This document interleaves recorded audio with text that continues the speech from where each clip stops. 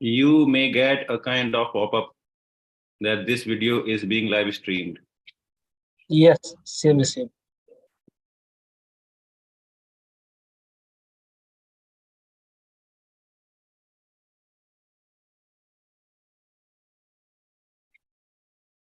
Sir, may I ask first question? You may get a kind of pop-up that this video.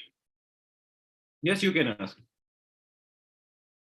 Sir, what is the AWS admin daily basis work? Means suppose in Linux, if I talk about like file system we check, okay, like load average we check, like every kind of monitoring we check. Okay, first we receive the changes.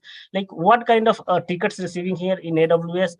Like what kind of our daily task will be there? Because we are as a fresher on AWS, that is the reason I'm asking.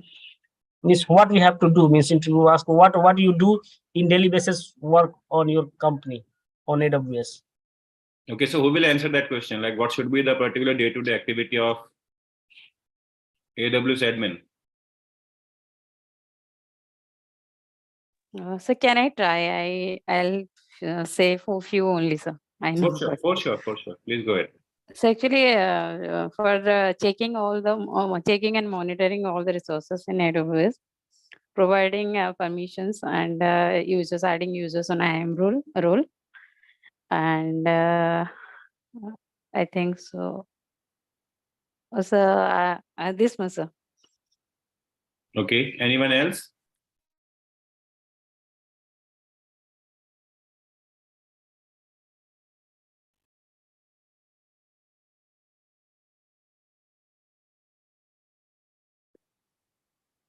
Yes, guys. Anyone else who can add anything onto it?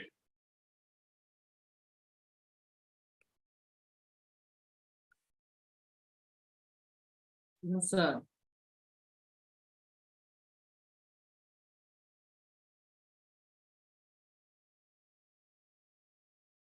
Guys, anyone else who would like to add anything here?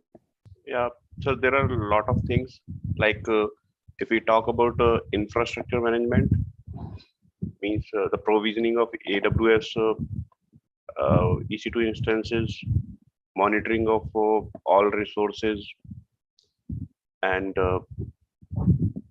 managing auto scaling groups. Okay. After that, setting up and managing load balancers, and implementing role-based access using IAM. Okay. And various sort of troubleshooting, like if we are having any outage in our production environment, so all sort of troubleshooting will be taken care by AWS admin only. Very good. And So also can be added the cost optimization for you.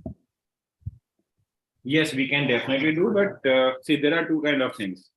First of all, roles and responsibility. Second thing, like day-to-day tasks. So we will discuss from both aspects. So if we talk about, okay, let us go to this particular panel. So it will really help us, the kind of services which we usually perform. So one thing can I ask here? Yeah, please. In addition to this. Please go ahead. So like only for admin, AWS admin role, yeah, any other role a company provides in production basis. So, and what may be the challenges on that on practical basis? What could be the challenges? So please share. For sure. I'm going to tell you, don't worry. So the roles which we talk about, there are two kind of roles. First of all, it is going to be kind of associate role, like wherein some regular repeated task keeps on coming to us and we have to perform that. Such as, like we have to provide logs from production servers to developer, because a couple of services are there in production environment where we cannot assign developers to access those servers directly, because there is a particular term known as roles and responsibility segregation. What does that mean? Like a person who has access to production environment should not have access to kind of Bitbucket or maybe the particular source code management tool. And Why is that so? Reason being that when we are talking about a single person should not be authorized to develop and to upload the code into production environment. What does that mean? Let us say I am not really happy with my organization. What I did here is I made a kind of loophole, because obviously I'm a developer. I know like what kind of hacks I can add into the code and all. So I did some kind of miscellaneous activities. And after doing that, I pushed the code with the help of some pipeline, maybe Jenkins pipeline, AWS pipeline kind of. And then I kind of pushed that code to production because I have access to production servers. I have access to AWS console using which I can deploy the code. I have access to Bitbucket as well. Getting point? So when we have these sort of access available, so I can do anything, whatever I want. So there are some checks and balances kept in place, which are responsible to isolate the roles and responsibility of the people, such as a person who has access to Bitbucket will not have access to production server, or the person who has access to production server will not have access to do the development. Are we clear with that point?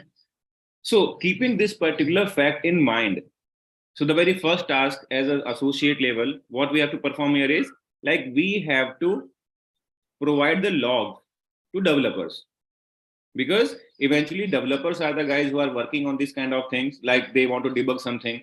So this is our very first task, like provide logs from production to developers. Second thing, let us say if there is a high load going on any service or on any server. So what we have to do, we have to restart the server or restart the services. Then after we have to take thread dump, heap dump kind of activities we have to perform on that. Once that is done, after that, let us say we need to provision new infrastructure. We are responsible for that. Now, if you are more than 3 years of experience, then these sort of expectations are kept from you only then. Otherwise, like let us say if there is a very small team size, so even a person with 2 years of experience can be assigned those kind of tasks which are supposed to be done by some like architect level person. Like cost optimization kind of things are supposed to be done by some senior person only. But if team size is really low, like 3 or 4 guys are working on team, then everyone has to perform everything there, right? So one more thing I want to tell you here, let us say we are working and there is some connectivity establishment, some security group modification. So like these are the day-to-day tasks. Like someone is working from home today and would like to get his or her IP whitelisted on a specific security group using which the person can be able to log into that server, right? So these sort of tasks are there. Moreover, let us say someone is complaining that I'm not able to access the EC2 machine, even though the IP address is whitelisted. So to troubleshoot that whether only the person is not able to access that or like any other one as well, is the IP address of that person has been changed. So these sort of day-to-day tasks we have to perform, not only related to connectivity on or EC2, like we have to review the like access logs of S3 bucket, who has uploaded file, who has downloaded file from S3, who is trying to put some kind of like executable files into that. If any new bucket is being created, so placing security on that particular S3 bucket, ensuring who would be able to access that S3 bucket kind of. So these sort of things we can easily perform. And these are the particular day-to-day activities of like AWS admin. Now, when we come to like what other roles and responsibilities are there, so we can think of some DevOps profile. So within DevOps, so if you see here, there is a particular section known as like developer tools. So apart from those particular tools which we have already learned, like EC2, S3, VPC, Route 53. So apart from these tools, we have to know some other tools as well, such as like AWS App Config, Application Composer, Cloud9. Like this is going to be kind of IDE as we use on our like local systems, like we use on our laptops. So this is kind of IDE tool, Cloud9, Cloud Shell. So if you want to manage AWS services from browser itself, so within browser, AWS is going to provide you a kind of management console where from you can execute your command and you can perform your task. This is the particular option which you can use here. If you hit here, then you will get to know that this is going to create a kind of new shell for you, using which you can perform the task with the help of CLI, like command line interface, right? So these are the kind of services which we are talking about. Okay, these are developer tools. So like code build, code artifact, code commit, code deploy, code pipeline, code start. So these are kind of applications which are supposed to be known to a specific developer. And when a developer wants to handle the kind of application which are also handled by your TechOps team, so that is known as like DevOps, like developer as well as operations. So if you know these two as well, then you will be known as DevOps. So now you can understand like what kind of roles and responsibility, what kind of activities we have to perform on day-to-day basis. I hope the answer is clear now. Yes, sir. sir.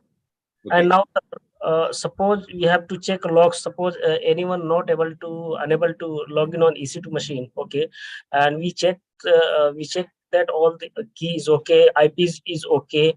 Okay, and if pinging is also okay, but he's not able to log in, then how to check logs? Means where we can go for logs, all the details we can get, sir. So listen, there are two things in order to go for troubleshooting. The very first thing here is you will also try to log into that server. Yes. If you are able to log in, which means SSH service is working fine. Now there are two things. Either the person has not provided you the right IP address, maybe the subnet is wrong, or maybe the kind of IP address has been changed, or the kind of key the person is using that might got changed. The username user is using that may not exist on the server. The username and password the person is trying to supply at the time of trying to log in. So the password is expired, or the password is not correct. Password has been reset. Right. So these are the kind of troubleshooting. Or one more thing could be there. Let us say rest all users are allowed to do SSH. That user's name may be mentioned under deny user section in EC2. Okay. So Yes. these are the kind of troubleshooting which we have to perform like at the time of when user is not able to access any instance. Okay, right, sir. And suppose anyone is not logged in, then IP could be means 3 or 4 things we have to check, like IP. First of all, we have to check whether the person is using right IP address. Second thing here is the person should be using right username. If the person is supplying right username, so we have to ensure that the key is right. If the person is using password, so we have to check whether password is right. If the person like ensure that password is right, the password he has not changed, we need to log into server and we need to check whether password may not get expired. Because every user has a kind of password expiry set. So let us say after every 90 days, after every 180 days, the password gets expired.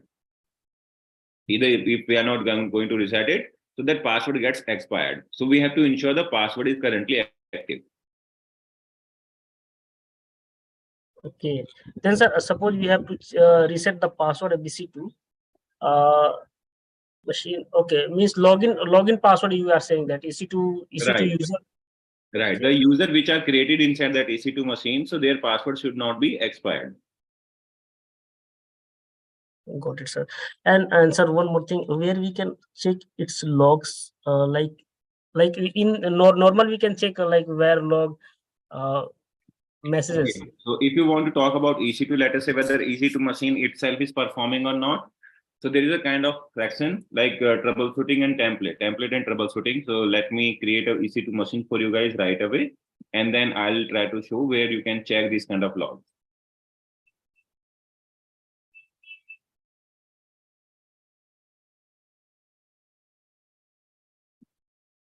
So I'm just going to launch the machine.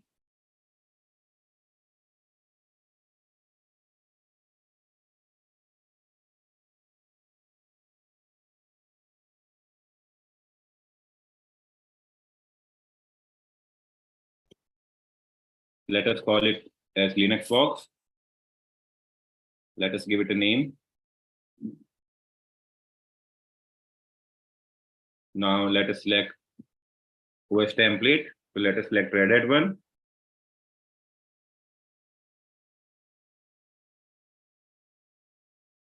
EC2 machine instance type is going to remain T2 micro only. We will not change it. It is working very slow.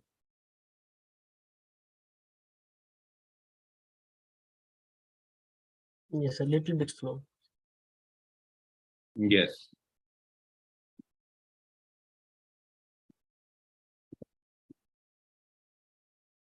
So key pair name, kind of security group. Let us select default. And let us launch it.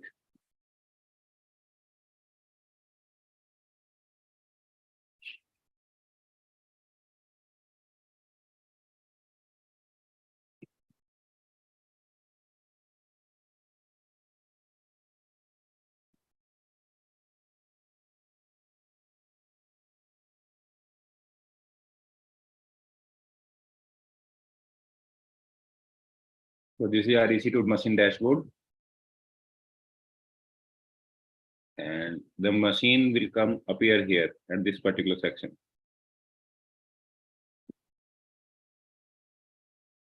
So machine is in running state. So the question was, like, if we are not able to log into server and if we need to identify like what could be the root cause here, why we are not allowed to log in. So you can go here, monitor and troubleshoot section.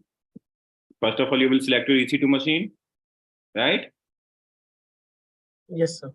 After that, you will go to actions, monitor and troubleshoot. So you will hit here, get system log. So after some time, because machine is just created, so it takes some time, maybe a couple of minutes it takes, like 4 to 5 minutes it can take. After that, it will start displaying the log of the particular operating system, right? One more thing, once again, select the EC2 machine, go to monitor and troubleshoot and get instance screenshot. See, machine is able to log in. So let us say if kernel is crashed or maybe some FS tab issues are there, file system related issues are there. So you can get to know that from here. Okay, this is a console, sir, right? This is not console, like we cannot execute any command here. This is a kind of like a screenshot. Okay, latest screenshot we can check what is the Yes. So this is not kind of console where you can execute command. Like you cannot supply your username and password here and then start working on it. This is not that kind of facility. But yes, if you want to know that what is the current state, whether your machine is allowing users to log in or not, so that sort of things you can perform here. Okay, sir, one more question here. Suppose a kernel crashed here. We are able to check like server is not up due to kernel crash or any grubs is not fine. Then we have to go. We have to go by rescue mode. We have to troubleshoot by rescue mode. There is no such way like we can go into rescue mode, because for rescue mode you need to have interactive console, and over here we do not have. Okay. Then how to troubleshoot, sir? It's here. In that particular case, if you have any previous backup, so from that you can restore it. Okay, we have to restore. Means there is no single user mode. We have to go. Like for going into single user mode, what we need to do here is we need to type in like one. Once you escape, then mode equal to 1 or kind of option equal to 1, kind of like we have to define a run level at the time of boot, right? Yes, sir. So when we do not have that sort of options available here, so obviously we shall not be able to do anything here. Means, sir, whatever we were doing like image CD we attached, and we. So where will you attach CD here? Yeah, that is not option by S3 bucket. No option by S3, because how will you mount S3 bucket inside a crashed machine? For that you need to have like physical console of the EC2 machine. Madan, if there are some non-issues, like if you're suspecting that anything goes wrong in etc fs tab or any other file, then Yes, we can. you can mount the root disk of the EC2 instance on some other working EC2 instance, and Wait, let me clarify that. So the particular way you are telling it. So let us say if we are going to like mount, first of all, like let us say we have created two machines from the same template. So there is only one way to troubleshoot it. And the way here is we like, okay, why do we need to create the same machine? Why do we need to have the same kind of machine running once again? Reason being, there could be some kind of configuration files or there may be some kind of data available, right? So what do we do here is we can create a new machine and we can attach this machine's volume. Like if you go here, if you select it and you see the storage section here, so there is a volume attached. You can unmount this volume from here. You can detach this volume from here and you can create a new machine and then you can attach this volume into that new machine. Okay, and we can copy data, And right? you can copy your data. The machine is dead. That does not make a difference. Reason being, at least you have your data available, right? Yes, yes. Now, if you want, let us say if you have created kind of same machine with same template, what you can do? So let us the files which were seeing corrupted here. So you can copy and paste the files from there to this newly mounted volume, and you can once again attach it back to your previous machine and start it. That can also be a possible way of like fixing the issues. But yes, what I will recommend here is we should always have a backup if we are like working in mission critical environment. So we should always have a backup and we can restore it. Yes, Clear? yes, yes. And if you need to know like who has done what, so kind of service CloudTrail we already know. So we in every organization, CrowdTrail is must, right? CrowdTrail. Yes. So if you want to be in a very safe mode, or kind of you want to ensure that everything is up to mark, everything is being recorded, you need to perform kind of auditing. So what you can do here is, so you can easily create your this bucket, this particular CloudTrail, and you can start capturing all the activities. Okay. Yes. And sir, suppose key, whatever we log in by key, that key is missing, means we forget that key, means or deleted by someone that key. Mm-hmm. Then how to get that key, sir? There is no way to like get the new key once again. So once again, the way Madan like Mohit suggested, like what we have to do here is we need to stop the machine, detach the volume, attach the volume to some running instance, and there you can replace your key. Once again, you will have to deassociate the particular system volume from there. Then after, you will once again attach the volume to your EC2 machine where it was attached earlier, and then you will start it. Okay, sir, got it. Because see, whenever we create EC2 machine, so there is a very specific warning which comes in that keep this particular key safe because these keys cannot be regenerated.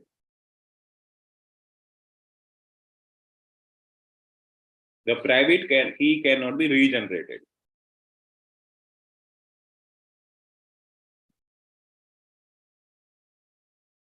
Okay, what is next question?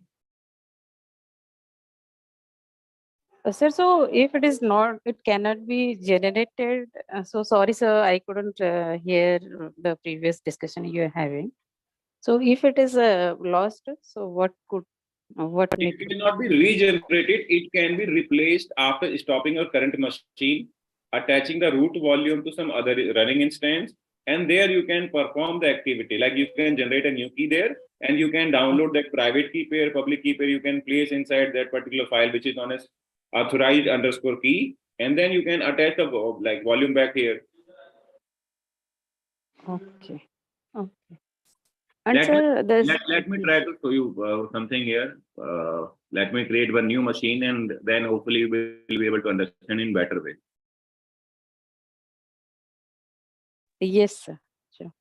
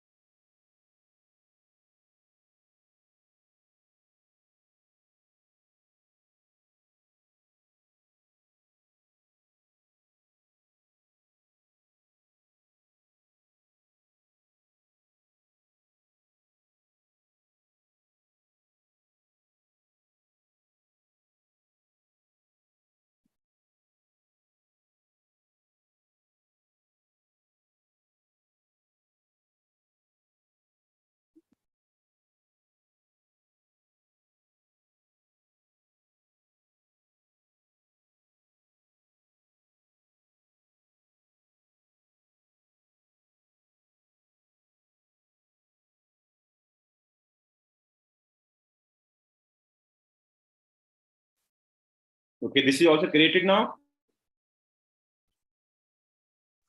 Yes, sir. Let us go back to instances. Now there are two machines, Linux box and Linux box 2. So let us assume the key of this particular machines are lost. Right? The keys Yes, of this sir. machine are lost. Let us assume, although we have that, we will go to instance state, we will go to stop instance.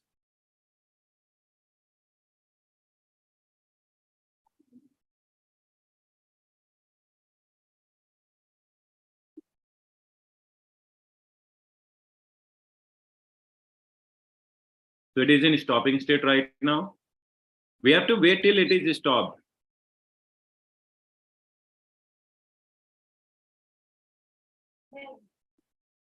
So now let us select this machine.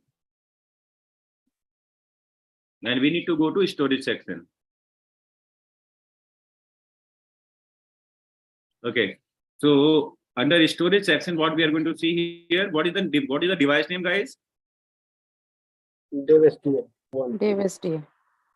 Because if we do not remember this particular, okay, let me copy and paste this to everyone in chat box. So this should be available with everyone. Now what we are going to do, we are going to deattach this volume.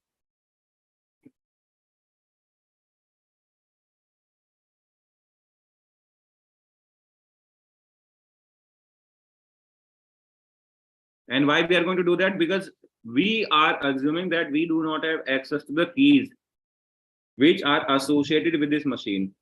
So what we are going to do, we are going to deattach the volume. Now we need to wait till the time this comes in available state. Volume state is available. We will select it. And now we will try to attach it. Now, guys, we will see that two instances are coming here. One is running and one is stopped. So actual machine, the Linux box, which is coming in stopped state. So at this particular instance, this volume was associated. But since we have lost the keys, as we are assuming, so we are going to attach the volume here. Right? We are going to attach it. Okay. Sir, device name would be changed, like SDF will be, right?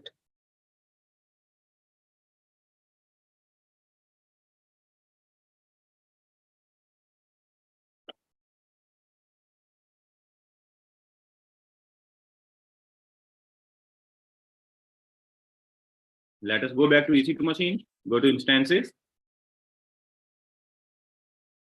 Select this machine which is currently running. Try to hit connect. Copy the command.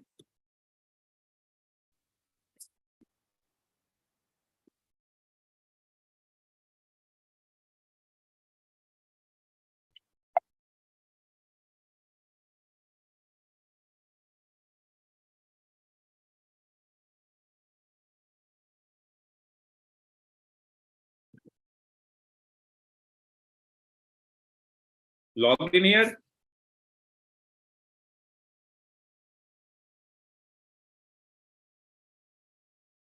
But if you guys remember, Linux BLK.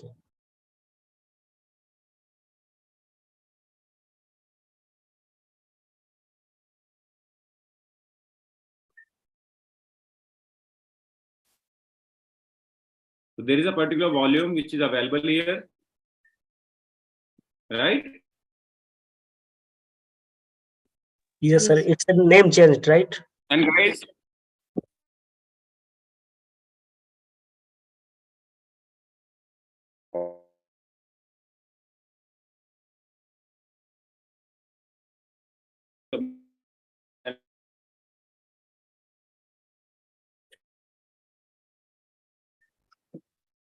I'm going to execute a command like mount.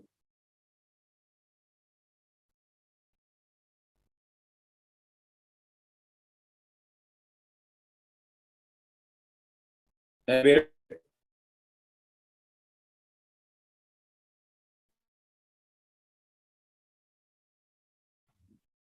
Guys, is there any network issue or it's with me only? No, it's maybe on sir end. It's network issues. I'm on. Okay.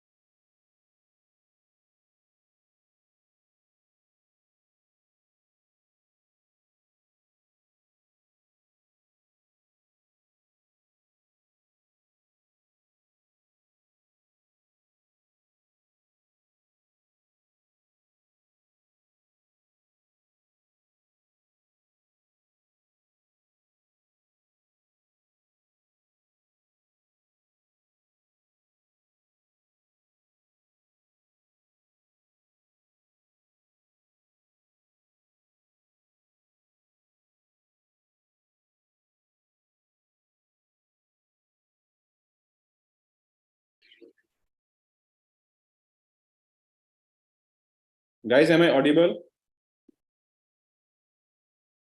Yes, sir. Yes, sir. Yes, sir. Due to some network problem, actually, I got disconnected. But I hope that I'm once again visible and audible. Yes, sir. Okay. And I may need to take the connection of this machine once again.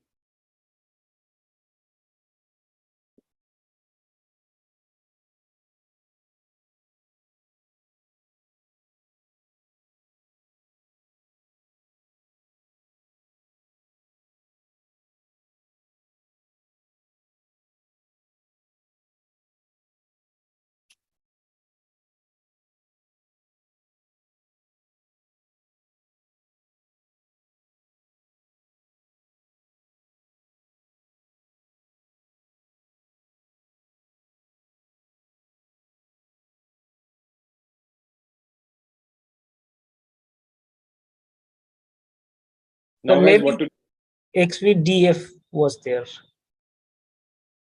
Only, I think.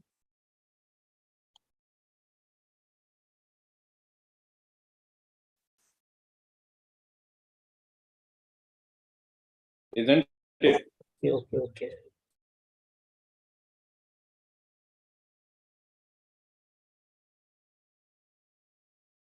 Now, how to mount it? It says that wrong file system type.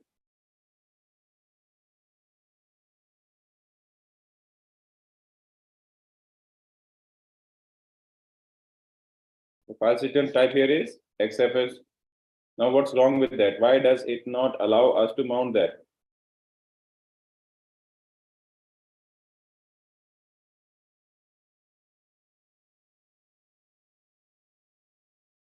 Yes, guys.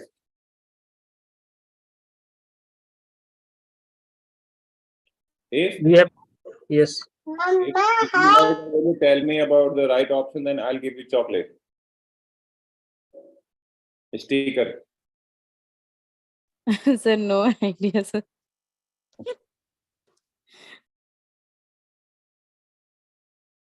Read this one.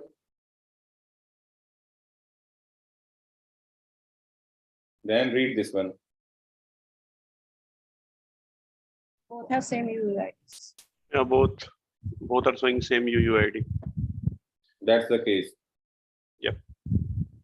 It will not allow us to mount.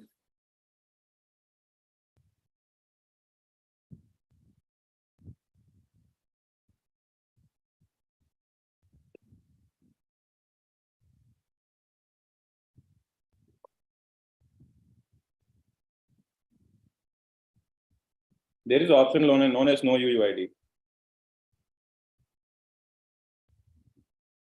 That works with it. I'm just trying to check the syntax.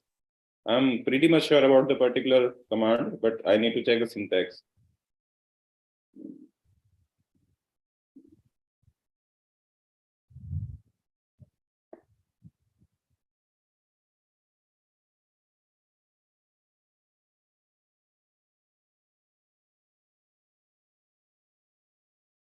Well, that was no hyphen UUID or no UUID.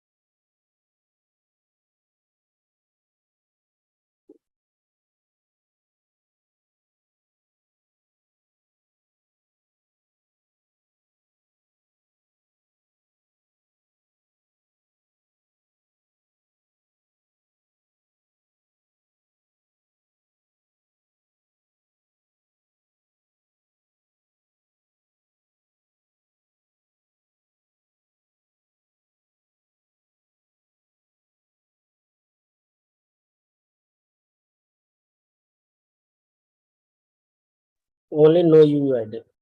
Yes.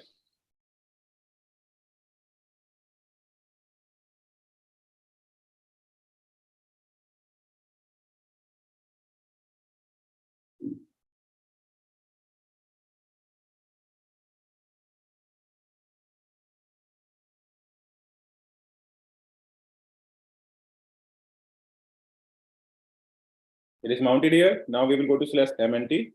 Yes, sir. And now if you see, everything is same as it looks like on slash. We'll go inside home.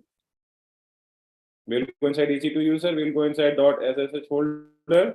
And over here, what we will do, we will read this particular file. And now we can replace the newly generated keys. Let us say, if I want to generate kind of keys here,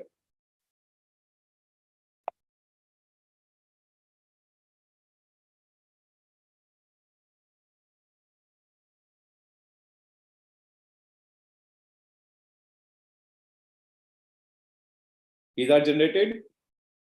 Just do one thing, copy this particular id in rs.pub file and append this to where? /mnt home ec2 user.ssh authorize underscore key, right? Can we do this?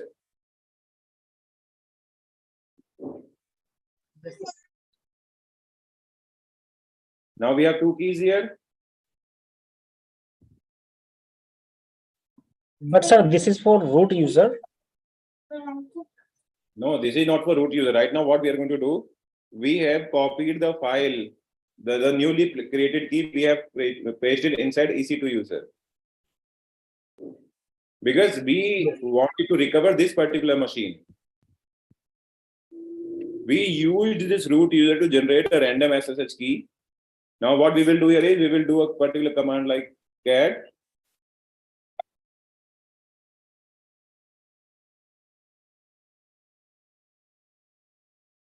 we will copy this key, open a new tab, go to download,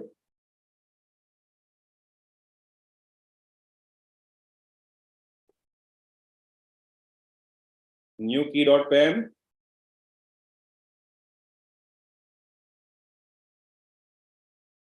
paste the key here, chmod 400, new key.pam, right?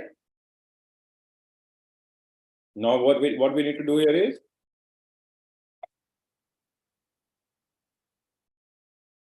Means again we have to detach here and attach the. first of all, we have unmounted the disk from here. Okay. We will go to EC2 machine.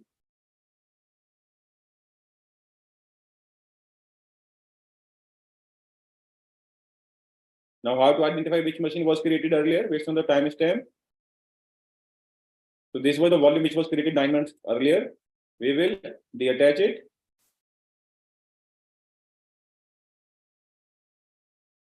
We need to wait till it becomes available.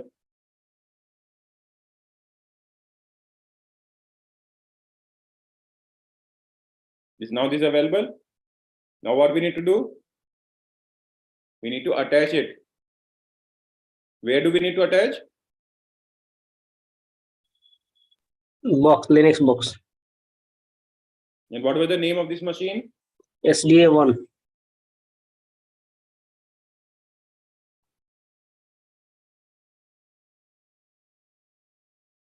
Right? Yes.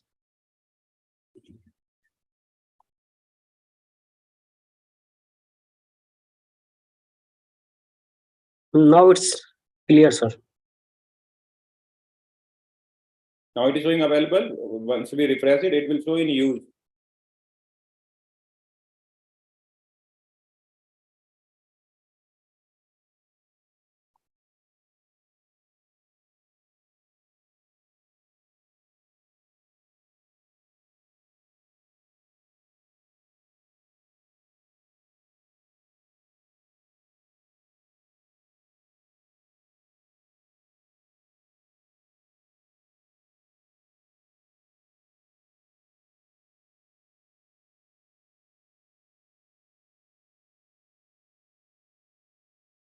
Okay. That is already attached. This is showing it available, but yes, that is already attached.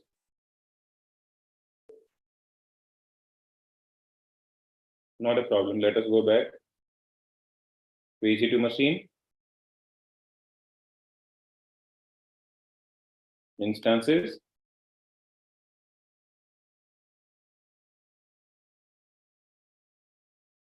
Let us have to bring this up.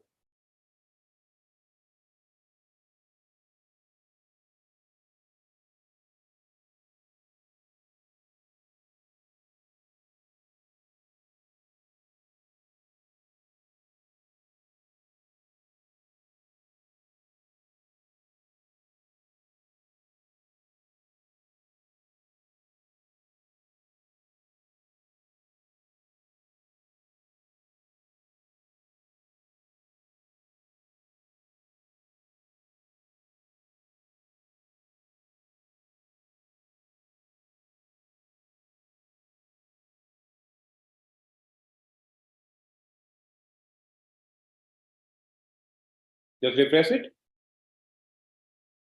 And it is running.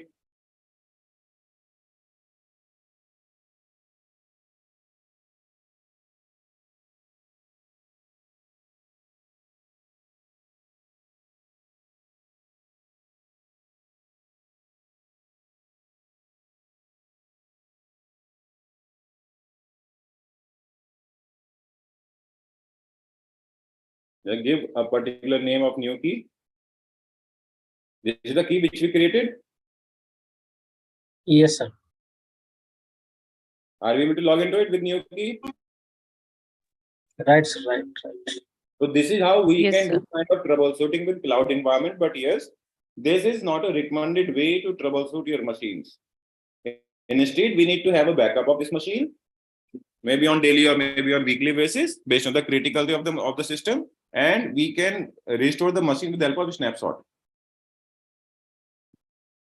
Yeah. So then the screenshots are only for troubleshooting. Pardon? So the screenshot which you have shown us just before. So that is only for troubleshooting. Just to know that what to troubleshoot.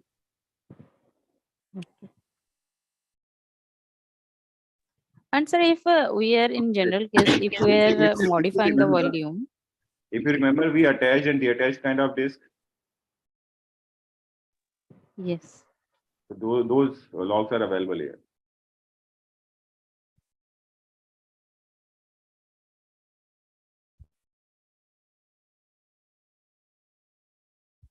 Yes. What was your next question? So I was asking, like in general case, whenever we are modifying the volume, we're trying to modify the volume. So we need to Mhm. stop the instances. Then after we can No. modify, otherwise, or we can go on fly. On the fly, we can modify that. Let us say Okay. this is storage section. Let us go to this volume.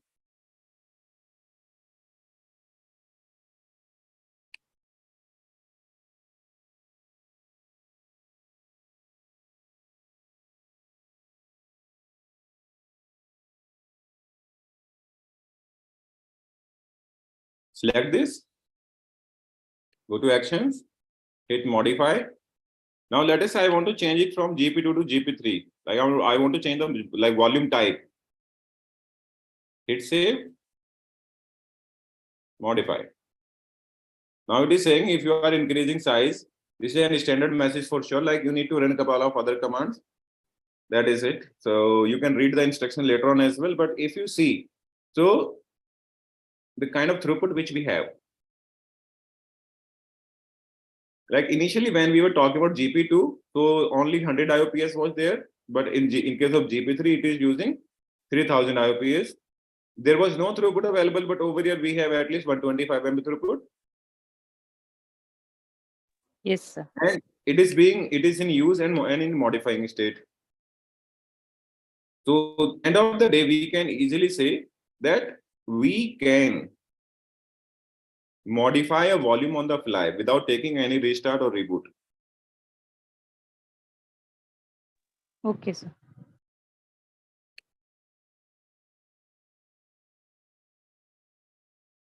Clear? Yes, sir. Okay, what is other question?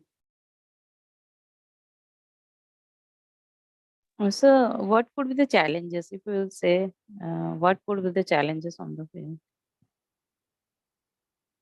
So challenges are always unknown. That depends on what particular criteria and what particular tool you are talking about. Okay, sir. If basically we are not experienced, but trying to showing our experience for 2 years. So if this is happening, so what we can say that for EC2 or VPC, what could be the challenges? So the kind of like things which we are performing right now, these sort of challenges would come in real time as well. Like sometimes keys are lost, sometimes user is not able to log in, sometimes user password gets logged, and user is not aware of it. Sometimes user is defining some different username. Maybe username spelling is mistake. User is logged at server level, and user is trying to log in. So these sort of issues usually comes in production as well.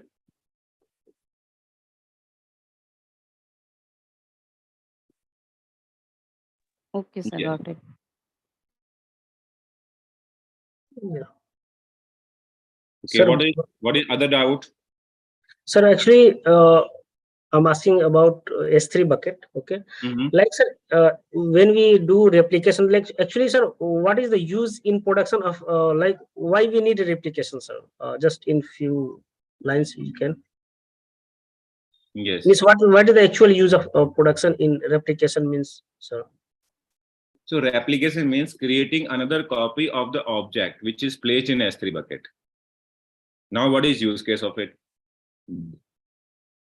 So Yes. sometimes there are a couple of use cases where data is really critical. Like you cannot like bear the risk to lose the data. Now, in that particular case, let us say that you are working in kind of legal firm. So what I did here is, as you know, like digital era is going on. Everyone is relying on kind of like online transactions and all. So let us say you and me did an agreement. Based on that particular agreement, we made a deal, and that deal has been written into kind of digital document. Let us say in the form of PDF, wherein like your and my digital signatures are placed. When will an agreement become authentic? When you then both the parties are going to put their sign on a piece of paper, that will become authentic, right? So can we afford, either you or me, can we afford to lose that kind of document? No, for sure. No, sir. Yes. No, sir. We need to ensure, let us say we completely trust that S3 is highly available. But what if someone like hacks into my account and tries to delete the particular document? Okay. So what will I do here is I will not only create a kind of cross-region replication into my account, but initially, because end of the day, I need to pay the same amount to AWS. What will I do? I will create one another account wherein I will create only backups. So cross-region replication, I will not do into my account into the same region. What will I do? I will create another account, and in the same region into that account which is created for backup. So I will be copying each and every object which is being uploaded into my S3 bucket into another account as well. Because if my master account gets hacked, I'm not worried about it. If someone is going to delete the data, maybe knowingly or accidentally, then even I have backup of that data. I can restore it from there. Getting point? Yes, sir. Yes. Yes. That is the real-time example of your cross-region replication in real-time in production environment. Yes. What is next question?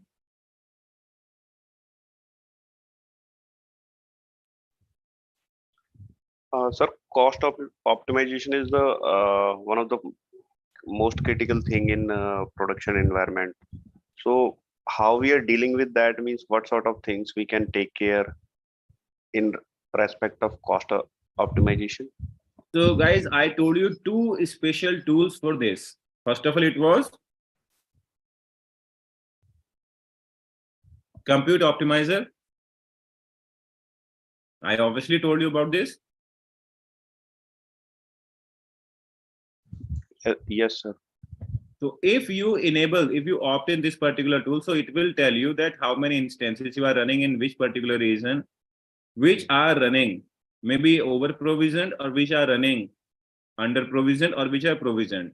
Moreover, it will suggest you, let us say you are trying to use 16 core CPU and 32 GB of RAM, wherein the CPU utilization is not high. So what it will suggest you here is that go with 32 GB of RAM, but at least bring down your CPU usage from 16 to 8. So it means from C5 4x large to you can go to M5.4x large or M5.2x large, wherein you will get 8 CPU and 32 GB of RAM. So that will eventually bring down your cost. Same thing, it will tell you about your EC2 machine, your auto-scaling group, your EBS volume. Let us say you have 100 of volumes. You have hundreds of volume, and those volumes are not attached to any EC2 machine. So it means end of the day, you are paying for those volumes which are just created and not in use. Right? So these tools are going to help you a lot in order to do cost optimization. So these tools are means on chargeable based, sir, or these are free to use? So this one is free. There is another tool known as Trusted Advisor. So there is another tool known as Trusted Advisor. So this comes only if you have enterprise or maybe premium support of AWS. So this does not only tell you about the cost optimization, but it does a lot more than that. First of all, it will help you to do cost optimization. It will help you to enhance your performance of your platform. It will help you to enhance your security. It will enhance to enable fault tolerance. Maybe the service limits you can manage from here, like preference, manage Trusted Advisor. Maybe you can set up notification as well. But obviously, you will have to upgrade your plans. Okay, sir. And sir, are we going to cover that AWS Lambda? We can cover, but yes, once again, you need to have the kind of knowledge about coding for that. Okay.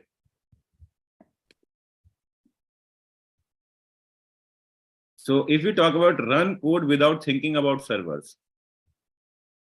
So Lambda is Lambda function.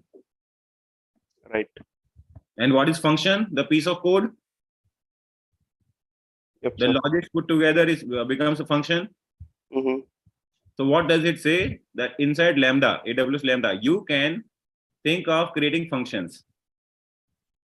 So if you know the development, only then you will be able to create functions. Let us say you want to author from scratch. So they will it will give you a kind of complete option here, like like enable code signing, enable function URL, enable tags, enable VPC, kind of these sort of things will be enabled for you. Kind of permission, what kind of runtime environment you would like to have, like Node.js, Java, Golang. Right? Right, sir. Maybe you want to use kind of blueprint, hello world function, and there let us say get S3 object, get S3 like object from here, hello world function, make HTTP request to some kind of application, modify HTTP response header. So what kind of function you want to use? Maybe there are a couple of AWS services which you want to use. So this will give you kind of send CloudWatch notification. So this is kind of sample function name demo. You can use execution role, create a new role with basic Lambda permissions, use existing role, or maybe create a new role from AWS policy template. So whatever you want, you like, obviously we understand how to create like functionality. So this is a kind of function which is written, Lambda function code. Navigate to HTTPS, your domain, you can modify that particular here. Like what kind of libraries it has imported, like Boto3, JSON, logging, and OS. These are the particular frameworks it has imported. And from base64, import base64, like B64 decode. So this is a kind of like, if you understand this thing, right? Because the end of the day, when we are talking about like writing a function, so you should be knowing the logics of writing functions. And either you can create the function or you can upload, because see, author from scratch, use a blueprint. So if you, let us say, if you have a kind of function, so what you can do here is you can upload your code, obviously. Getting point? You can copy paste. Yes, sir, got it. And that is it. Sir, what is the use of what is sysops engineers means? How it's different from AWS engineers? Sir? See, SysOps sysops engineer is just a kind of name given to those users or those admins who perform the execution task. See, when we talk about solution architect, so solution architect role here is just to ensure the kind of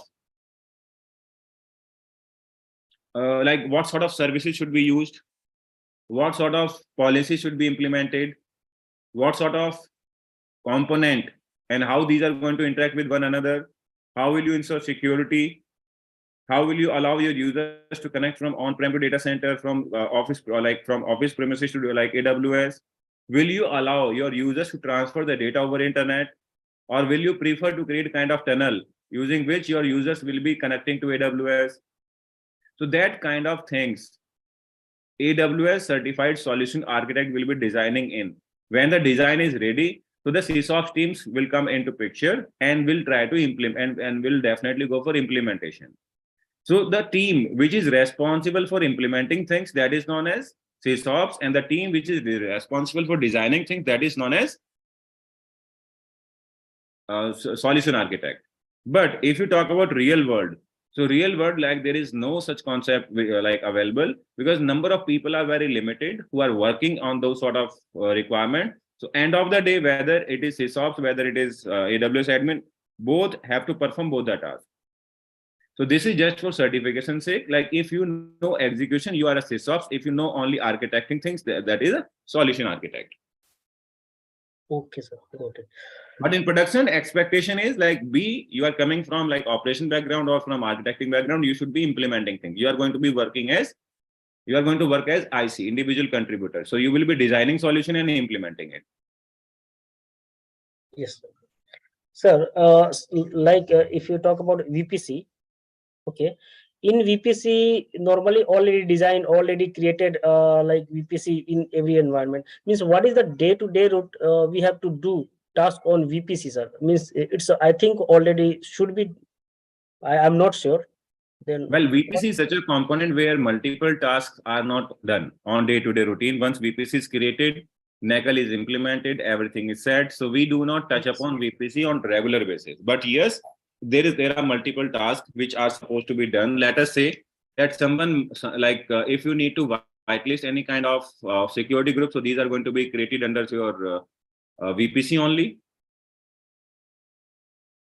Let us say if you need to create a new tunnel, for example, some new environment has been created and you guys need to create a new tunnel. So tunnel creation is going to be part of BAU, like business as usual. Let us say if there is a kind of new requirement, for example, like on-prem data center is being migrated and the kind of IP address are going to be changed. So in that particular case as well, you guys need to create a new tunnel. So you will get in touch with your network team. You will have to recreate the tunnel from on-prem to AWS. For example, if your tunnel is not working, so you will be responsible to help in troubleshooting. Maybe let us say if the particular keys which are used for authentication and authorization between on-prem to cloud, if those keys are expired, so you guys will be responsible to renew it.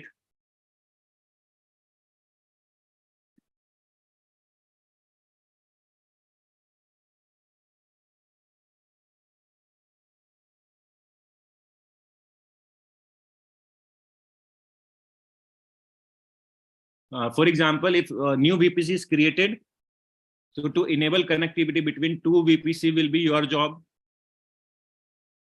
If you need to create a new subnet in VPC, for example, if you are running out of IP addresses, so adding new CIDR value into your existing VPC, so those sort of tasks you will be performing in.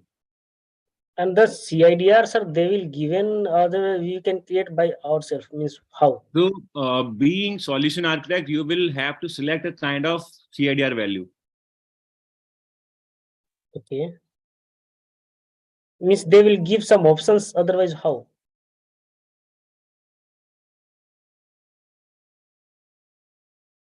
So this is a VPC CIDR. When you go to create VPC, so they will ask you like create VPC,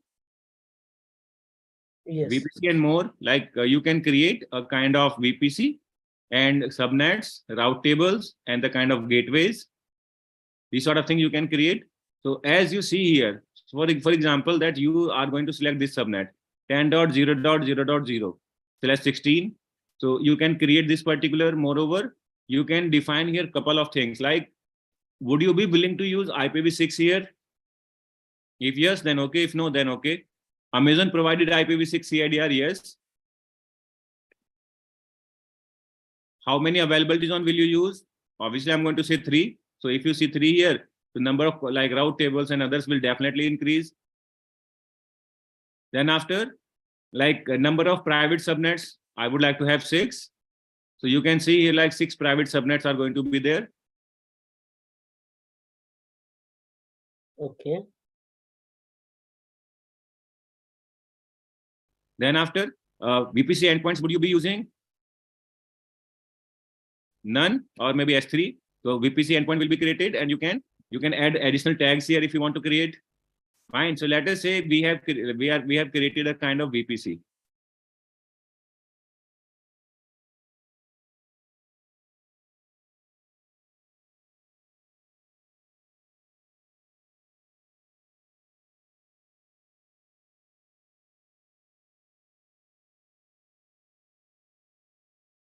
So these many things like what is created here? Created VPC, IPv6 CIDR block, DNS verifying etc creation, S3 endpoint. Like these many subnets are created. Created internet gateway, attach internet gateway to VPC, create route table, create route, associate route table, create route table. This one associate route table with subnet, and finally associate route table, verify route table creation, and attach like VPC endpoint to S3. Now, if you go here, the like new VPC is created, wherein 9 subnets are there, right? Right, sir. And now go to CIDR value. Yes. Yes, sir. In industries using IP version 4, IP version 6, both, right? Both. But In as production. of today, as of today as well, we are running with IPv4 only. So right now, what you see here is only one IPv6, like IPv4 CIDR is there. You can add one another. Let us say it is going to be 10.1.0.0/16 CIDR and save. So right now you will see 2, like this is default one. So obviously you cannot also like you cannot remove it. You can attach another one. Yes, sir. We can do this.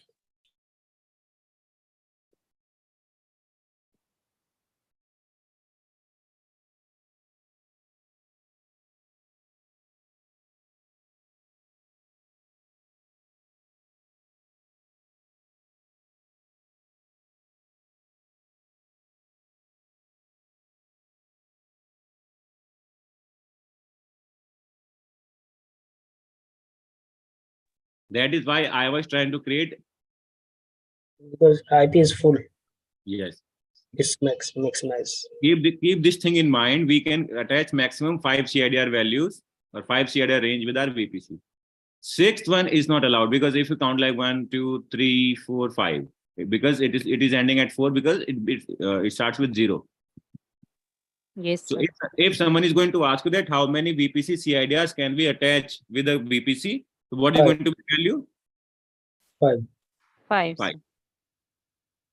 Sir, and what type of ticketing tool use for the AWS, and what kind of tickets like change incidents means what kind of tickets means we receive, sir? Okay, very true. So let me tell you, there is no specific tool which is used for AWS management.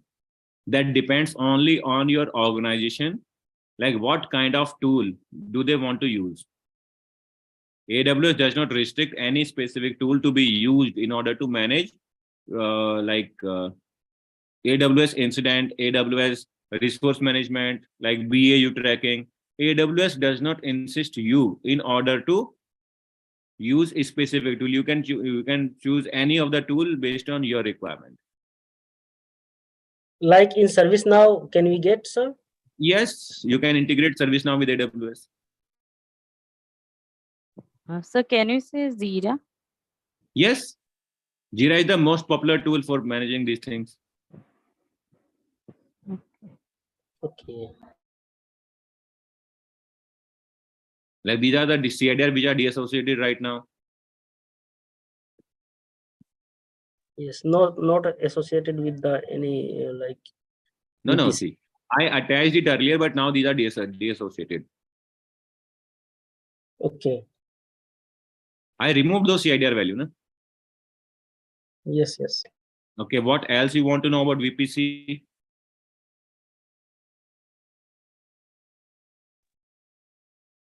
So transit gateway. So it's practical actually how it is happening. Anyone who tried Transit Gateway? So I tried, but I couldn't perform. So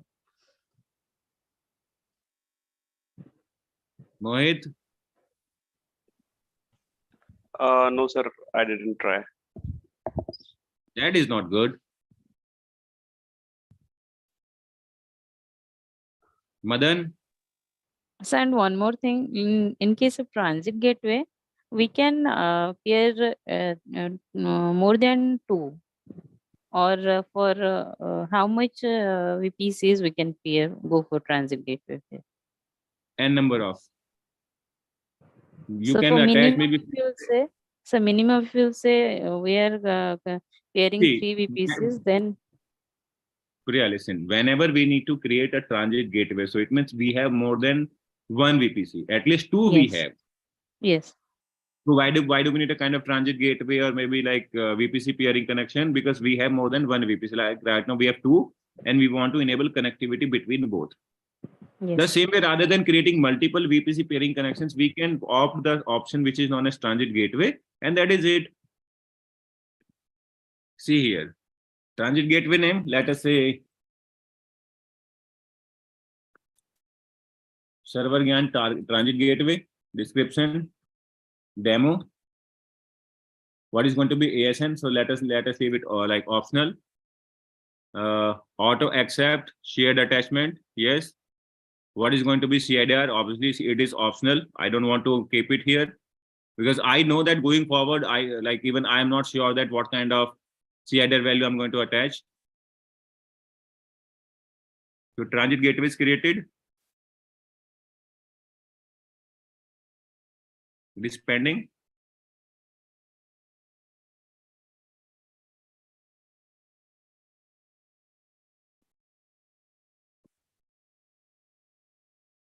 Now create attachment.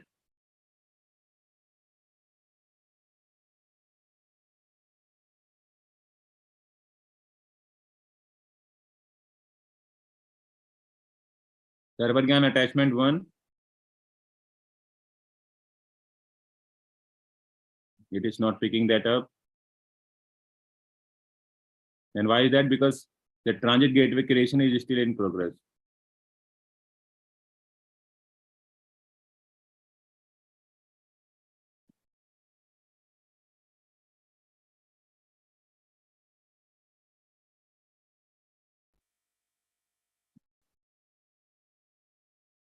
We need to wait till it gets created.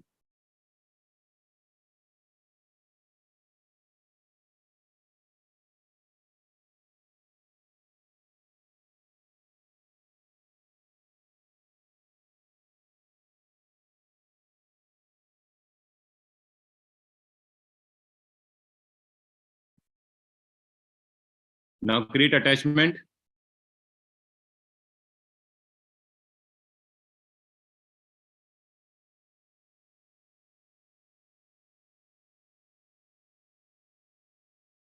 The attachment type is going to be VPC, VPN, peering connection or connect.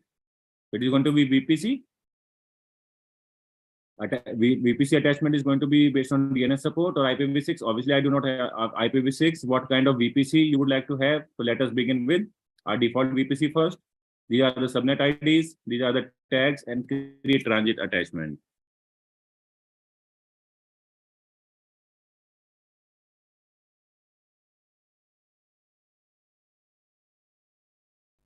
So this is attached with this transit gateway. This is also pending state. In the meanwhile, let us create new.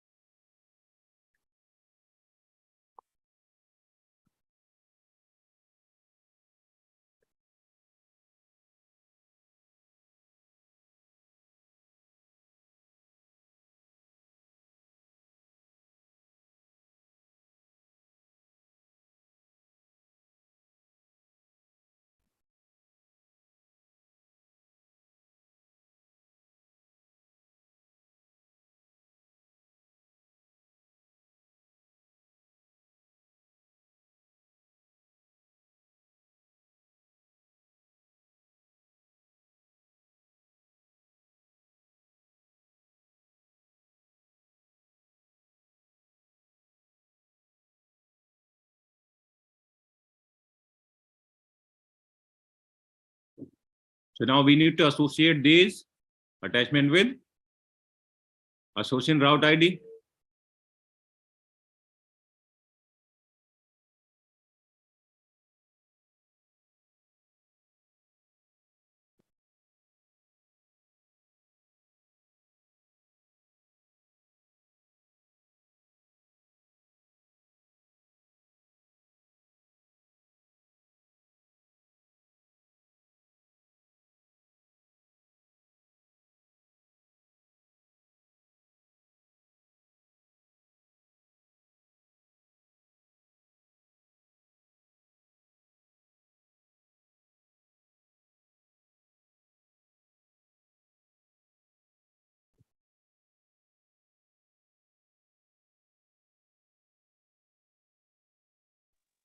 So the same way we're creating VPC and subnet all. Yes. These are already associated somewhere.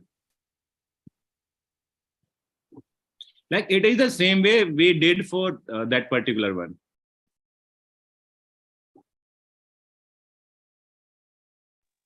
Okay. But yes, keep this thing in mind. These are little expensive in comparison to that previous one, which we created as VPC pairing connection. This is a little expensive.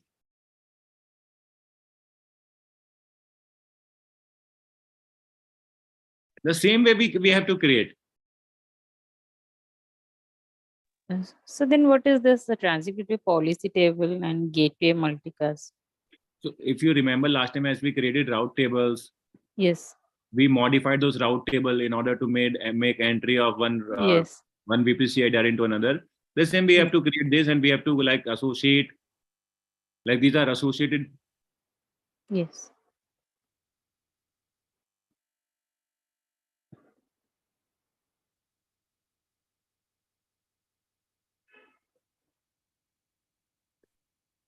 These are already associated with some other way. If you remember, we create kind of association here. And when we were creating that transit gateway, we enabled one option here that all the attachments should be automatically attached to it.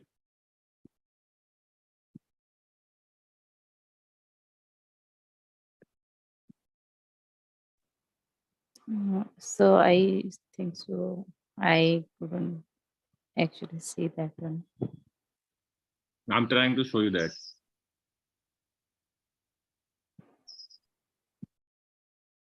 Default association route table is enabled. Yes. So based on that option, when new attachment is created, that gets associated with the default route table. And what is the default route table of this gateway, which is already created? Okay. So these all are going to be associated with this route table only. Transit gateway route table, right? Yes. Yes. The same way we modify the route table for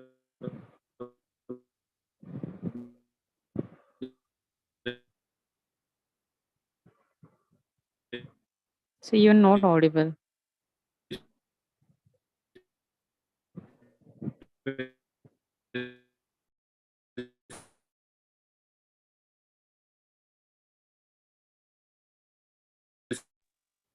Guys, again the issue comes.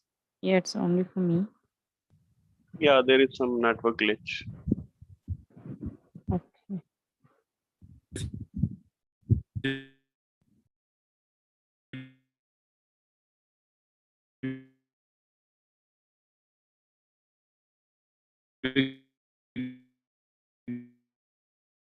gateway or specific VPC. This one option. And So obviously, actually, hello, sir. am I audible now? Yeah, you're clear now, sir. But prior Guys, to can that, you hear me? yes, yes, yes. So it's not Hello? being. No, sir. So there is some issue with your Yes, I can internet. hear you. Yeah, now Your it's voice, clear. your Yeah, your now, voice was very. yeah, now it's clear, sir.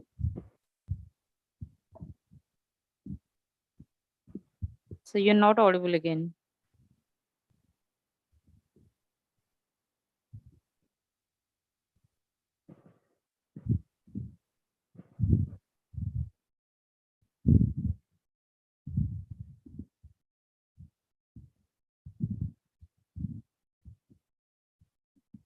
Mhm.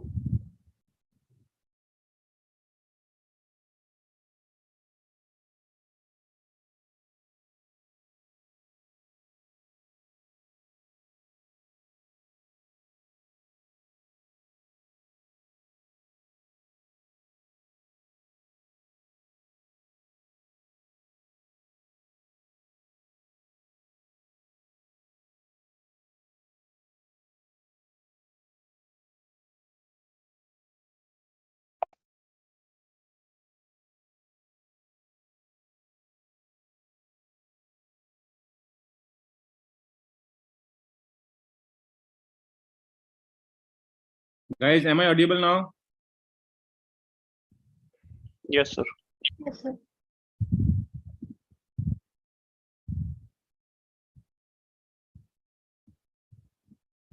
I'm just trying to check the speed.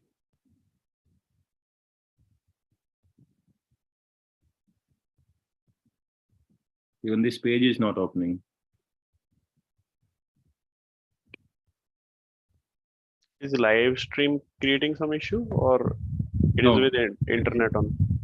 with internet. Okay. Live stream never creates a problem. BSNL nobody use nowadays. But I'm using because the particular place where I'm living, there is no other option available. Okay.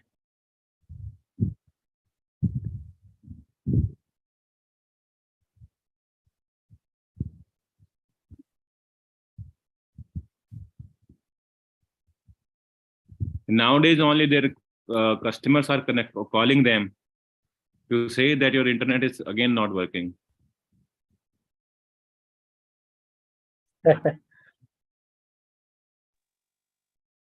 Even if this page is not loading, so how will this work for others?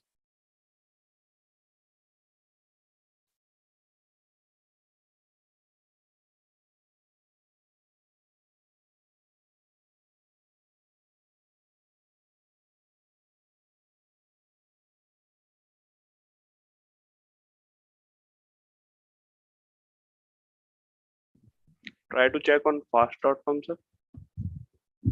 Same thing is there.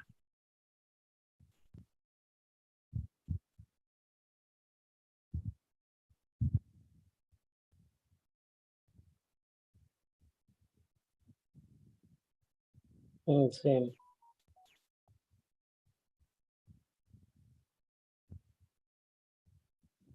Wow. From 200 Mbps to now it is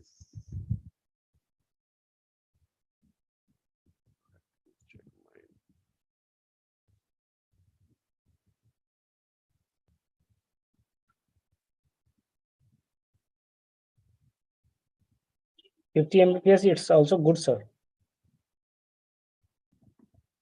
But when we are not able to listen to one another, so what is use of this speed?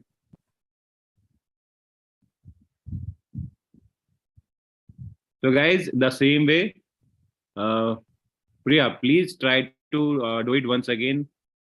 And if you face issue, I'll perform end-to-end practical for you for sure, right? Yes, sure. Yes. So one more thing for jump host, so Bastion host, jump server. So actually, the basic for jump server actually it is not getting properly. Okay, I'll explain that right away. Don't worry.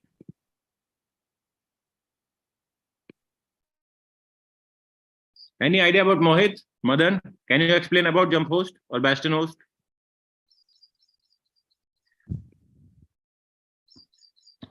Yeah, if we talk about in simple words, then we can refer jump host or bastion as an entry point to our infra. Basically, those are being used for accessing the other servers within infra. Means we cannot log in directly. We need a server, extra server to jump on that server. Is a normal EC2 machine in order to access the database servers by the DBA or the admin server.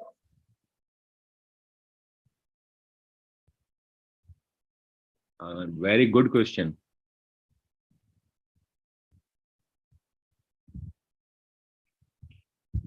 Mohan, sorry, Madan.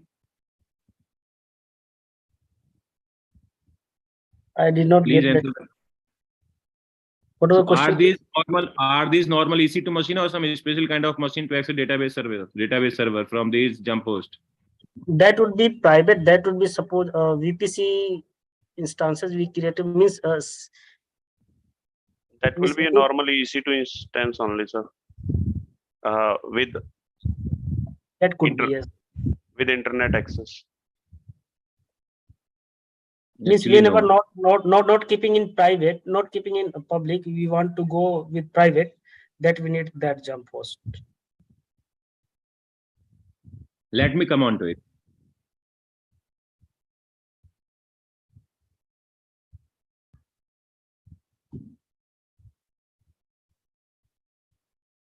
And sir, we have a couple of questions. I'm not sure whether we can go for them right away or we should wait for going offline from this live stream.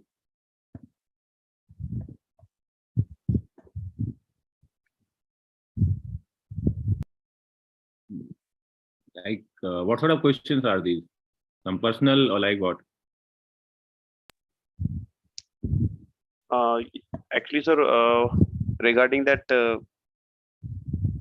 some practical projects means you was talking about some practical projects that we will be covering them so that our concepts on this whole EC2, sorry, whole AWS course will be brushed up. So will you be going to share those scenarios today only, or? Yes, I'll be sharing it today only. And Okay. tomorrow I shall be expecting some kind of development on that. Okay. Let us say these are our database servers. These are let us say web servers. These are app servers. And let us say under these we have DB servers. So this is the structure kind of. So we may or may not have internet available.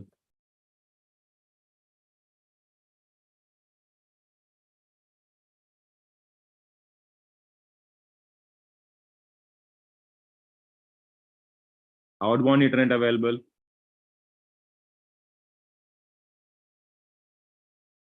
With proxy kind of stuff like NAT gateway, you can understand. And on database servers, no internet.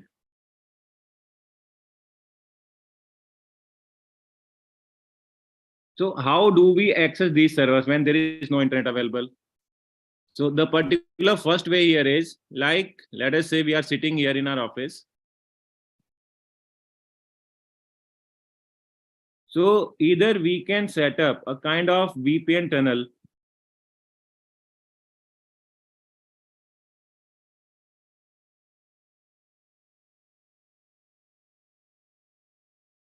We can create either a VPN tunnel, right? From office to these servers in order to access. So based on that particular tunnel, so obviously like a particular developer, let us say we have a developer here, and developer wants to do maybe some SQL development tool.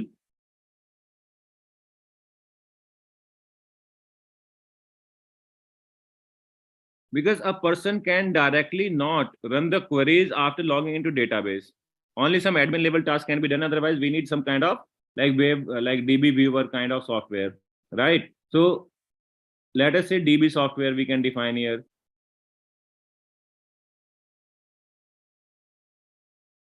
Like wherein SQL queries are written and executed, right? So the person will write queries onto the laptop. And from his laptop, the person is obviously sitting inside office and there is a VPN tunnel. So person will configure this database entries into this laptop, into that software, will define username, password, and kind of authentication, whatever is required to execute. And then the user will be able to connect here. This is the first way, and this is the ideal way as well. Second way here is, so we are going to create a machine here inside this section. This will be known as jump host. This will have public IP address. People like this will be allowed to access this machine over internet.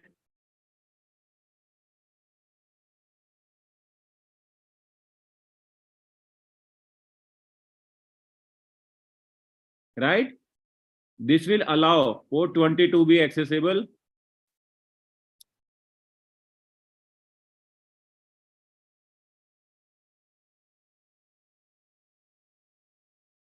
From office only, right? So those guys who are sitting inside office, those will be able to access this particular server on public over the internet, like on public IP address.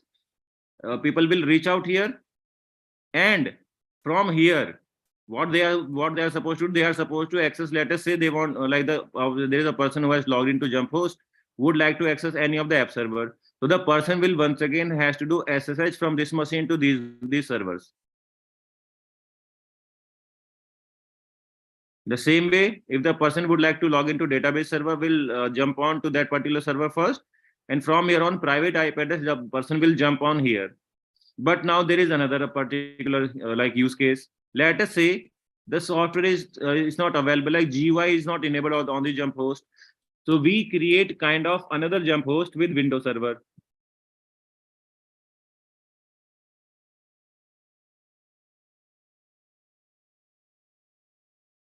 And what happens on this particular server, we will install the same DB software, right? And after coming here, right? So maybe it could be possible that there is some other server which is created where DB software is installed, not on this, if we consider a jump server. So we will configure like this.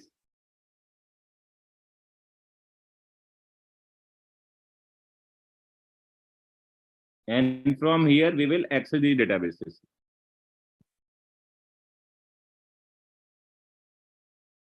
Are we clear with the jump host?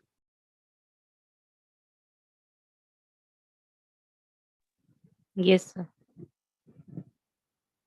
So this is how we access.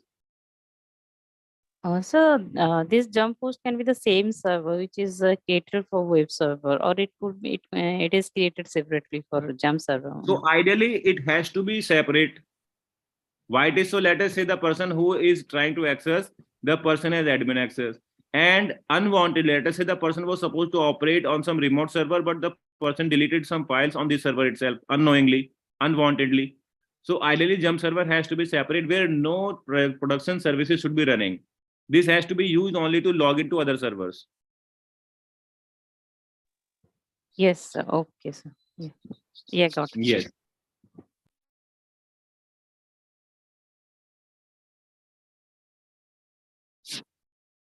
So one more thing for this VPC.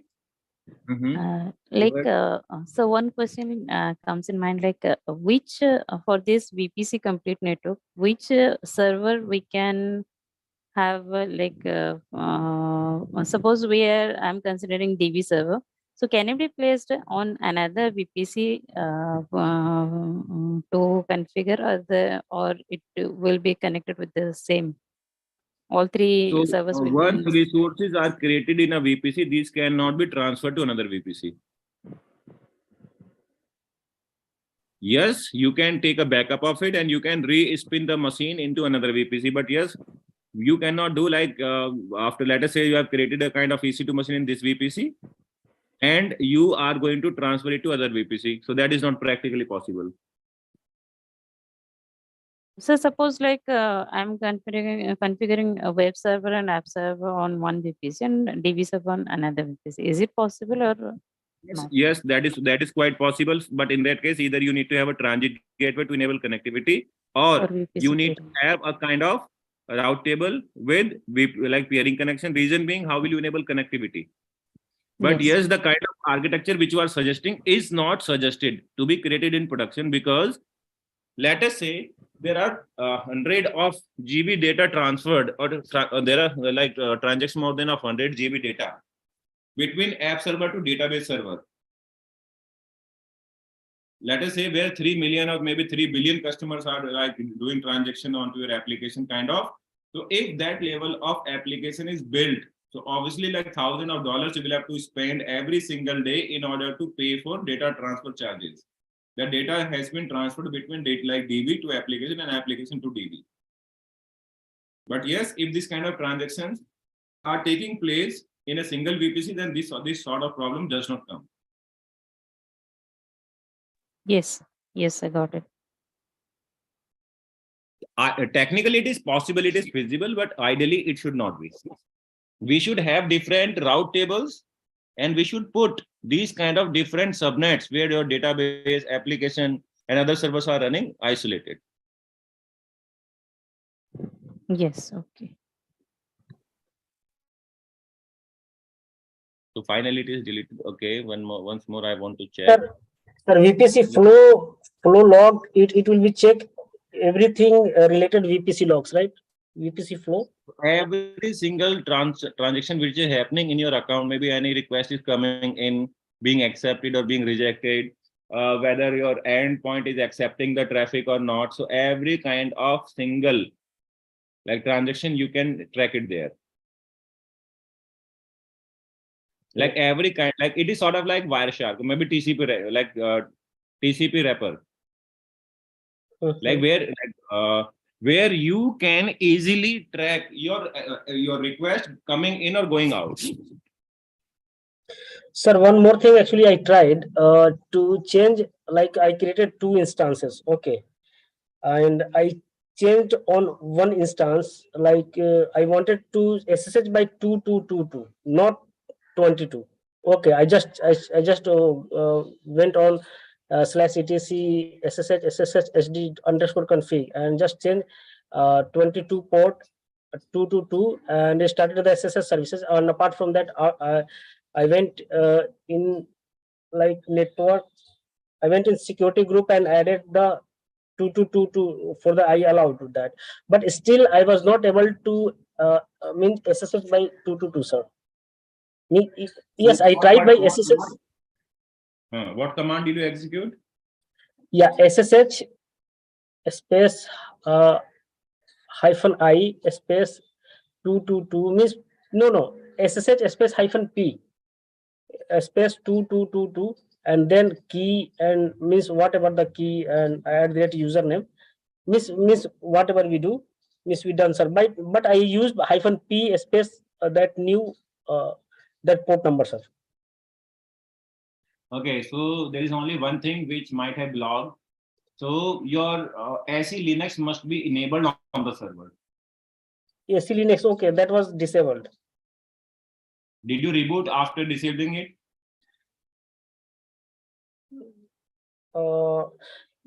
Miss, yes, that was disabled, sir, and that was showing like AC status. Can you show it to us? Yes, I rebooted. I think so. Maybe I rebooted. Yes, sir.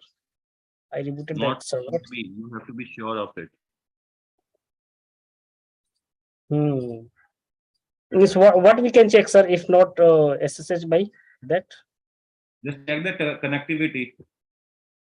Whether the particular server is listening on port number 2222. Okay. Because it could be possible sometimes, let us say, when we whitelist a new port, so it does not reflect immediately inside security group. So you may need to remove that and you may need to re-add. Or even if that does not work, create a new security group where only port 2222 is whitelisted and attach that security group with the EC2 machine. Okay. So Okay. although this is very rarest case, but yes, I have observed these kind of things. Okay. Yes. Okay, sir. I will try once again. No issue. And sir, what kind of more interview questions on IAM role, sir? Means what could be questions or what kind of daily basis task on this, sir? So task could be like, let us say, if the company is search where audit takes place, so like how do you help your auditors to share the artifact? What kind of artifact do you share? What kind of logs do you share? So these sort of questions are usually there. Like how do you create a user for auditor? So like we say usually that we provide read-only access to auditors in order to view the logs, view the transactions happening. We provide them access not to delete anything. Obviously, like write access is not there. Then they may ask, okay, like how will you restrict a user not to perform any specific and set per boundary there? We discussed during IAM session about permission boundary. So these sort of questions are there. Okay. Yes. And policies also predefined policies. Obviously, we can either associate predefined policy or we can create new policies. That completely depends on the requirement. Let us say if our organization allows us to use predefined policy, because see what happens here is predefined policies do not have very refined rules. These are in general, but based on your requirement, it may be required for you to create a customized rule or customized permission for that specific like for user. Okay. Yes. So now, just to answer your question, Mohit, Mohit Dixit, Mr. MD. Yes, sir. MD साहब. Sir क्यों मुझे ले रहे हो? अरे भाई हम तो जरिया हैं, वो तो ऊपर वाला है. Okay, now the kind of scenario which you can practice at your home, which will give you a kind of feel that yes, you are working in a real production infrastructure. So what will you do? First of all, you will host a domain.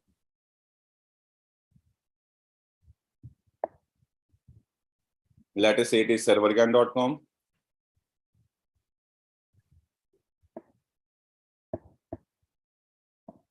So where will you host a domain?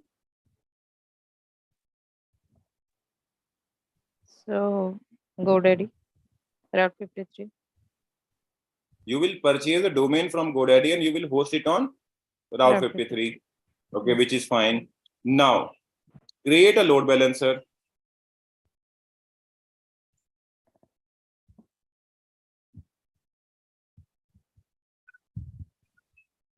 So you should be thinking of which LB to create. Obviously, application load balancer we have to create, right?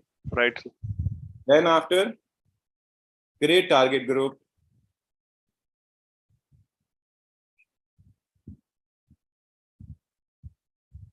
Now create two machines.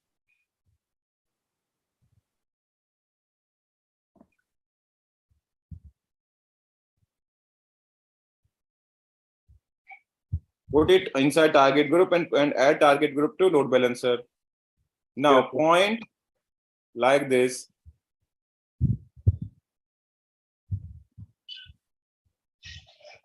right? Now, enable listeners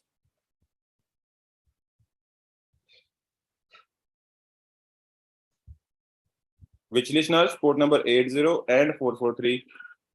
So as soon as you listen about port number 443, so you should be thinking of to add SSL cert. How will you create it? There is a service known as Certificate manager. certificate manager service is there in AWS, right? Yes. Then after, how to verify this? Verify via either DNS or email or HTTP protocol. Obviously, when you will request AWS to release a cert or to issue a certificate for you, so obviously AWS will ask you for validation whether you have domain authority or not. So end of the day, Mohit, Yes, just sir. to answer your, when you will perform this level, like what was the requirement? Host a domain. Right, sir. You got an email like host a domain. So you did not only host a domain, you had to think each and every single aspect. Like, okay, I'll be hosting a domain onto load balancer. I'll create target groups. Inside target group, I'll create 2 EC2 machines. And aside to that,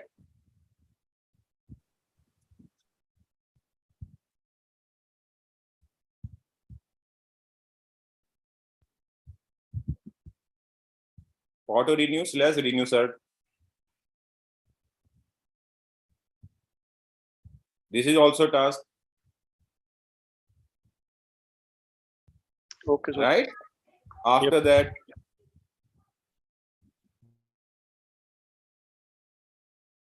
attach new cert with ELB.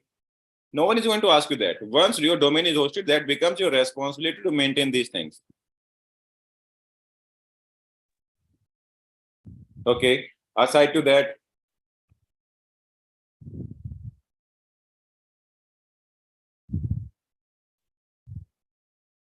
create pipelines via Jenkins for deployment. Right? Moreover, these are the particular tasks which you have to perform. Create pipelines for doing deployment. Set up, can rebuild. Like you will take one machine out of this target group. You will take one machine out of this target group. You will execute your Jenkins pipeline. You will do the deployment onto that machine which is out of the target group. You will do deployment. Add that machine back to target group. If it works fine, you will remove another machine from the target group, do deployment, and once again reattach. Right? Right. Or what you can do when you are talking about like how can we think of real production environment. So obviously these 2 machines are fixed. What we can do here is we can create auto scaling group. Right? Attach this target group along with this auto scaling group. Now, take one machine out of this target group and do deployment onto that. Then create image.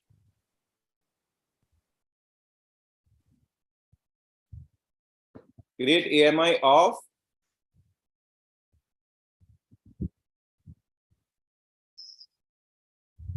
EC2 machine where new code is deployed. Right? We have taken a kind of AMI.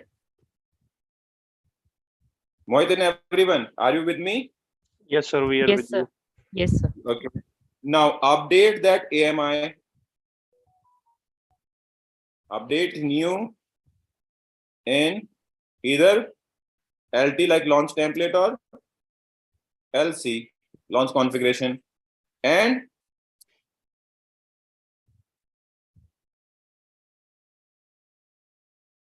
refresh auto scaling group. So guys, when I call it refresh, so if you remember, I told you that when we were talking about auto scaling group, like we can define it like how many number of how much percentage of healthy instances do we want. Let us say we do not have 2 EC2 machines. Let us say we have, for example, 18, right?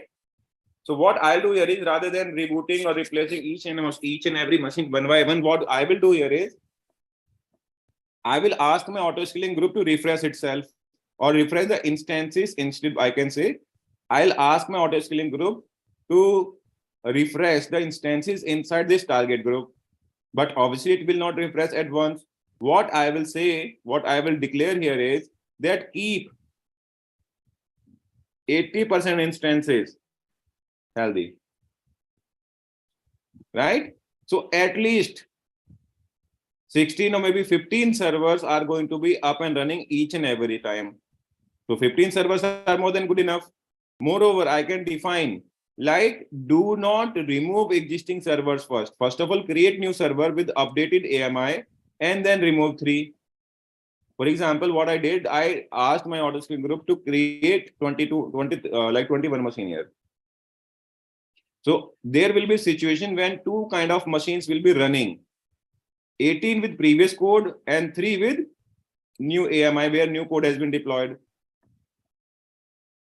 Remember? Yes, sir. Yes. Then after, once again, these 21 will remain available. Now AWS auto scaling group will create 3 new and will terminate 3 old. Will create new, terminate old. So maybe within 6 or 7 slots, like 3 slot of machines, 3 slot, like 3 machines within 1 slot. So it means within 6 time, AWS will be able to refresh your 18 machines inside this auto scaling group. So you need not to ensure even this thing that how will you, there can be a question like how will you ensure that your deployment has been pushed to every single instance inside your target group. So how will you do that? You will automate it with the help of auto scaling group, and the policy is known as refresh auto scaling group.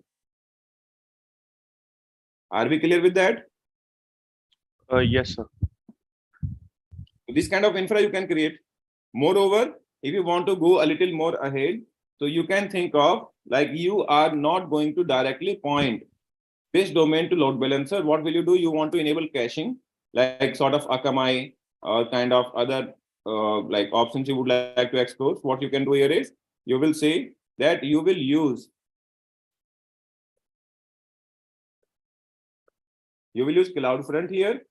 First of all, you will send request to CloudFront, and from CloudFront, when all the data which is cached, that will remain available here, and the data which is not available, that will be forwarded to this particular. So, storage part, where we need to use S3, how data will be stored? So for S3, like let us say if you want to put the logs of these EC2 machines, you can put inside S3. If you want to kind of like store your data, maybe you want to take backup of your database into S3, so that way you can manage it. In that particular scenario, you can use your S3 buckets in order to store data. Okay, sir. So, okay, guys, how many other questions do you have? So, a few more questions, but I think so we need one more session, sir. Is it possible? Pardon? So, because so few more questions, I think we need one more session, sir. Is it possible? Yes, it is quite possible. So I think so we will try for this week, and next week is can it be possible? Are you guys everyone is agreed with me? If sir is okay, then no issues. So next week I might not be available because I'll be traveling to Lucknow. So no problem. Any session you Yes, are like free, maybe, we can. After a week or two, we can plan for that. So till that time, you guys can